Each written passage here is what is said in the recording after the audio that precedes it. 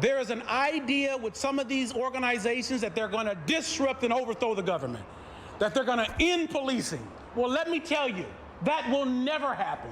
Andre Taylor, whose brother was killed by Seattle police, who spearheaded a voter-approved initiative to hold police criminally accountable, chastised the recent string of marches, ending in violent confrontations with cops, as was the case Sunday night, saying they were hindering rather than hastening reforms. Are they doing disservice, and are they making the situation worse in Seattle?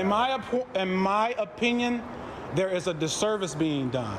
Because they are doing what police are accused of doing and not de-escalating. So are we supplanting what police are doing for what you're doing, which is the same thing that you said that you didn't want police to do, but you did it?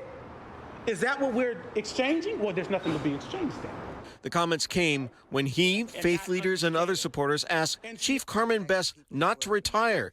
The violent protests just add to what could be a troublesome recruitment for a replacement. Our city right now in the public mind is an occupational hazard. But there was only a veiled suggestion on how these groups can stop the violence and vandalism that takes place, and that is to police themselves. If the protest of agitation allows a level of violence, at least they don't speak out against it, then the people that want violence can just mingle right in. He called on demonstrators to weed out the agitators that instigate violence, which prompt an aggressive police response. We can yet still be a model for the nation and not a dark spot. In Seattle, Matt Markovich, KOMO News. For Joe Biden, it's what he has sought since his first run in 1988 and again in 2008. Now, all these years later, he'll head the top of the ticket and in a heated matchup full of stark differences. Donald Trump has turned this country into a battlefield riven by old resentments and fresh fears. Joe Biden is a puppet of the radical left movement. Democrats know, aside from the debates, this night may be his biggest opportunity to sell himself. Whether it was helping build back America's economy after the recession, whether it was him helping with President Obama to fight Ebola or H1N1, we want to continue sharing that story of how experienced Joe Biden is. President Obama's sharp rebuke of President Trump on Wednesday already pushed urgency. Do not let them take away your power. Do not let them take away your democracy.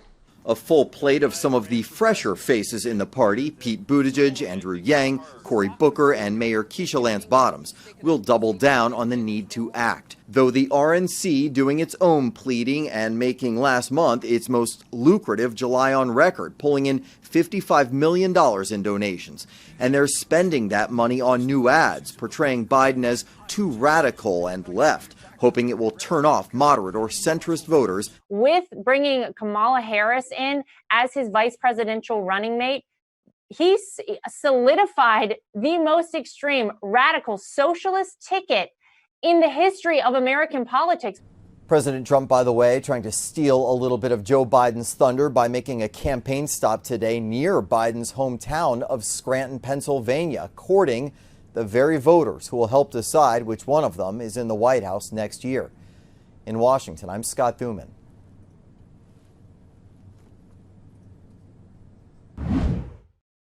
Five months after shutting down the economy and gradually easing segments back open, the governor now says the trends are looking good. The number of COVID cases are coming down. And we're hopeful that this trend is going to continue.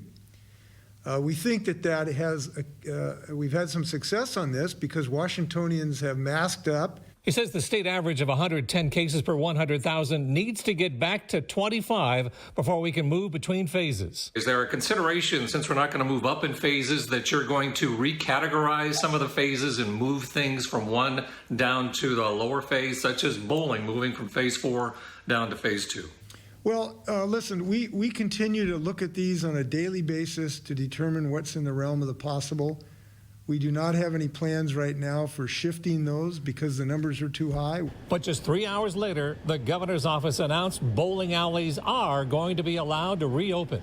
They'll be limited to league play and those interested in practicing for a league, and only 2 bowlers per lane with masking and distancing requirements. It's fantastic news for many of us. Pat Johns of Highline Lanes in Burien says 2 to 3 bowling centers in the state have closed. So this news comes just in time to hopefully save bowling in Washington state. The change comes after 2 days of us asking the question. But by including bowling in that question, you really helped us out, and we really appreciate it. And the governor is easing restrictions on museums, allowing them to reopen with 25% capacity in Phase 2 counties and 50% capacity in... I'm nervous and I'm getting extra training. Teacher Diana Kushner at Meridian Park Elementary School in Shoreline says it'll be a tough start to the school year. The COVID-19 pandemic forcing most schools to turn to remote learning. There will be some rocky adjustments, but teachers are nimble and, we're just going to do the best we can. And the schedules are out for many districts. Everett, Bellevue, Shoreline. Julie Dennis has 2 boys at Brookside Elementary in 1st and 3rd grade in Shoreline School District. It's definitely daunting.